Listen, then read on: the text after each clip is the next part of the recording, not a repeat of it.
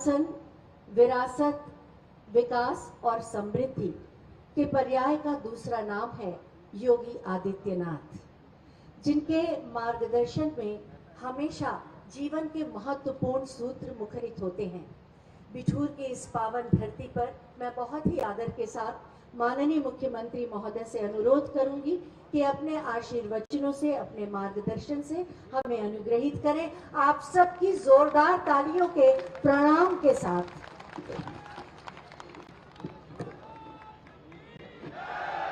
भारत माता की, भारत माता की, भारत माता की, गंगे मैया की, गंगे मैया की,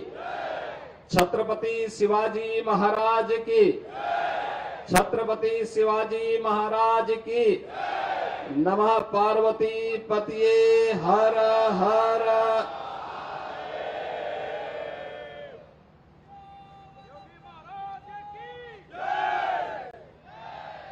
बिठूर महोत्सव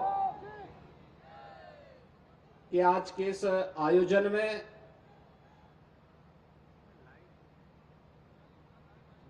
(1857) के प्रथम स्वातंत्र समर के महानायक नानाराव पेशवा जी की इस पावन जयंती कार्यक्रम में आज इस समारोह में विशेष रूप से उपस्थित उत्तर प्रदेश विधानसभा के माननीय अध्यक्ष श्री सतीश महाना जी, समारोह में उपस्थित राज्यसभा के पूर्व सदस्य मान्य श्री विनय सहस्त्रबुद्धे जी, छत्रपति शिवाजी महाराज की स्मृति में रायगढ़ स्मारक समिति के सचिव श्री सुधीर थोराट जी, उत्तर प्रदेश सरकार के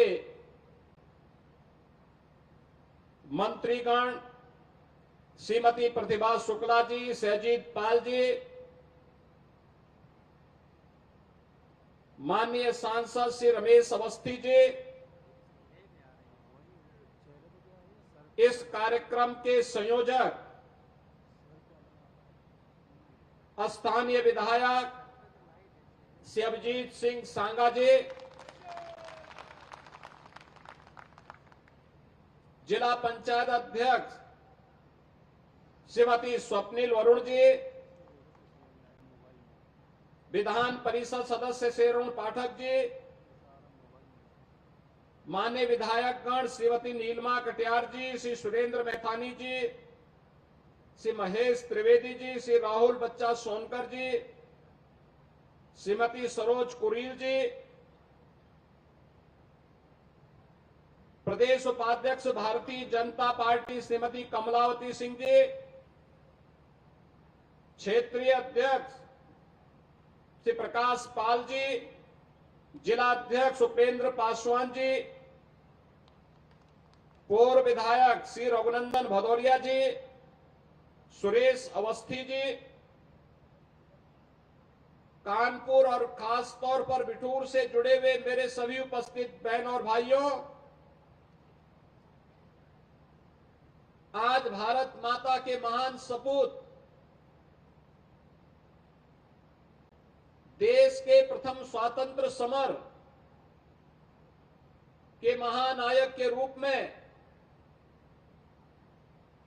बिठूर को अपना केंद्र बिंदु बना करके भारत की आजादी के लिए लड़ने वाले महायोद्धा नानाराव पेशवा जी की पावन जयंती है। बिठूर महोत्सव का मुख्य समारोह और उसमें नानाराव पेशवा का स्मरण किया जा रहा हो, इससे अद्भुत संजोग दूसरा नहीं बन सकता है। इस अवसर पर भारत माता के इन महान सपूतों की स्मृतियों को नमन करते हुए मैं उत्तर प्रदेश वासियों की ओर से उन्हें कोटि कोटि नमन करते हुए विनम्र श्रद्धांजलि अर्पित करता हूं।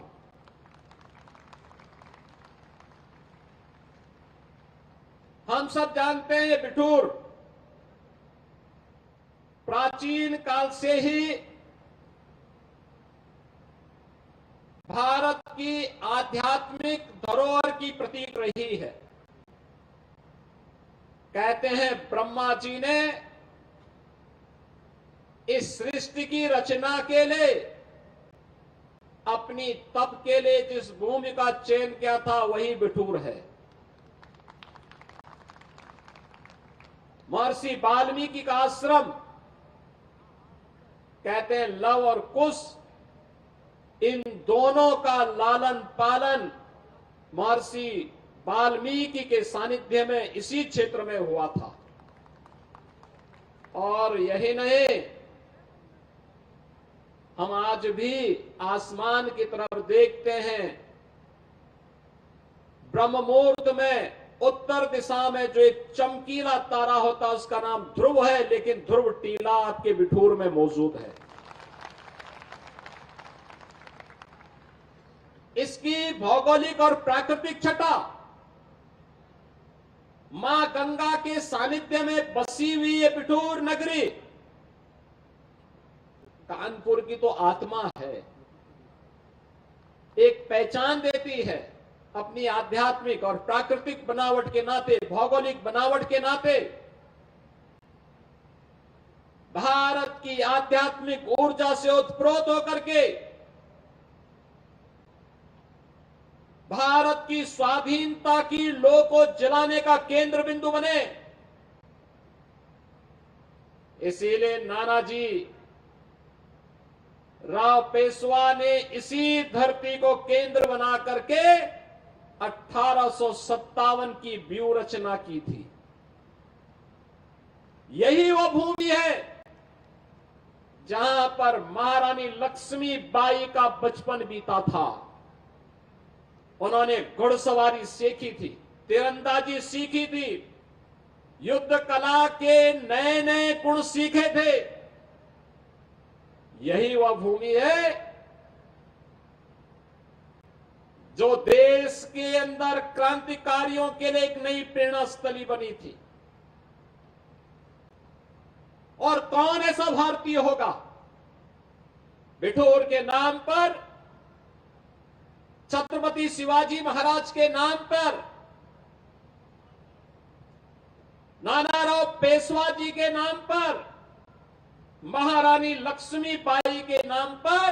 और त्यात्या टोपे के नाम पर उसके स्वयं की धमनियों में राष्ट्रभक्ति के रक्त का संचार न हो पाता हो। हर भारतीय गौरव के साथ इन महापुरुषों का स्मरण करता है और याद करना, इन महापुरुषों, इन महानायक और इन महायोद्धाओं का ही रणनीति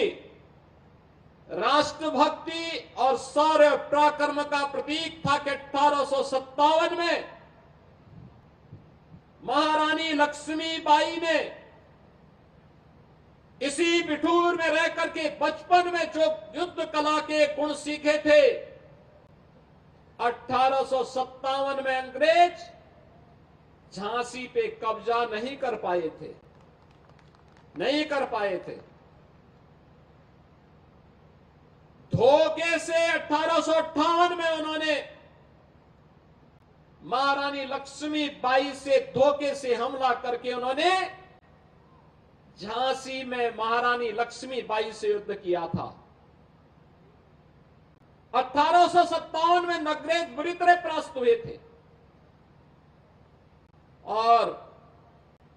उस समय अंग्रेजों ने बड़ी चालाकी के साथ, बड़ी धूर्ततापूर्ण तरीके से जो छल महारानी लक्ष्मीबाई के साथ किया था, अगर समय रहते